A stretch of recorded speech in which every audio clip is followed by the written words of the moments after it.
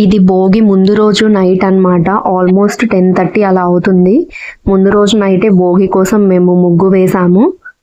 డోలికాని కూడా కిందకి తీసుకొచ్చాడు. మా తమ్ముడు దగ్గర ఉంది. అదేమో టవల్ ఉంచుకోవట్లేదు. చాలా కూల్గా ఉంది వెదర్. మా మరదలు, నేను, మా మమ్మీ ముగ్గురం కలిసి ముగ్గు వేసాము. ముగ్గు అయ్యేసరికి 11:30 అయిపోయింది. ఇంకా ఇది నెక్స్ట్ డే మార్నింగ్ భోగి మంటలు వేశాడు మా డాడీ ఇంటి ముందు. చల్లటి క్లైమేట్కి భోగి మంటలతోటి చాలా వెచ్చగా అనిపించింది మాకు.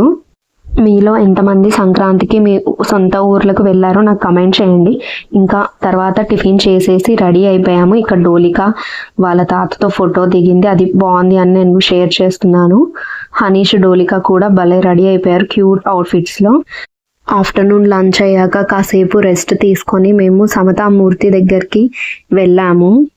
ఈవినింగ్ టైంలో లైట్స్కి స్టాచ్యూ చాలా బాగా మెరిసిపోతుంది. రామానుజంది లేజర్ షో మాత్రం చాలా బాగుంది. ఇంకా ఆ రోజు భోగి కావడంతో పర్ఫార్మెన్స్ కూడా ఇచ్చారు.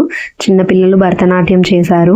ఇంకా రిటర్న్ వచ్చేటప్పుడు డిన్నర్ కూడా చేసి ఇంటికి వచ్చాము. ఆ తర్వాత డోలికాకి భోగి పళ్ళు పోసాము. మా తమ్ముడు, మరదలు, మా మమ్మీ, నేను, ఇంకా మా అన్నయ్య కూడా ఉన్నాడు. అందరం భోగి పళ్ళు పోసాము. డోలికాకి చాలా హడావిడిగా అయిపోయింది. ఆ రోజు ఫెస్టివల్ అంటే అంతే కదా, ఎలా అయిపోతుందో కూడా తెలియదు time.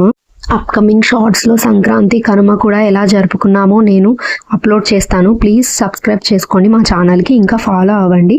Thanks for watching. Bye bye.